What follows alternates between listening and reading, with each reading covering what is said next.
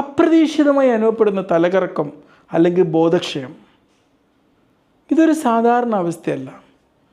ശരീരം കാണിക്കുന്ന ചില മുന്നറിയിപ്പുകളാണിത്. ഒക്കെ ഉണ്ടാകുന്നത് എപ്പോഴാണ്? നമ്മുടെ തലച്ചോറിലേക്കുള്ള രക്തോട്ടമോ അല്ലെങ്കിൽ ഓക്സിജനോ കുറയുമ്പോഴാണ്.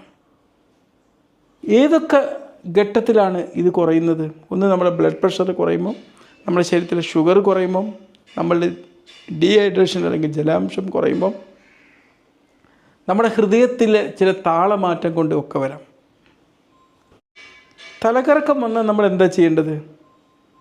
നേരെ കിടക്കുക, എന്നിട്ട് കാലുകൾ ഉയർത്തി വെക്കുക. പിന്നെ എപ്പോഴാണ് നമുക്ക് ചികിത്സ വേണ്ടത്? ഈ ഒരു ബോധക്ഷയം ഇങ്ങനെ ആവർത്തിച്ച് വന്നുകൊണ്ടിരിക്കുകയാണെങ്കിൽ നമുക്ക് തീർച്ചയായിട്ടും അടിയന്തര ചികിത്സ എടുക്കേണ്ടതുണ്ട്. പിന്നെ ആവർത്തിച്ച് വരുന്ന ബോധക്ഷയവും പിന്നെ അടിയന്തിരമായിട്ടുള്ള ചികിത്സ വേണം.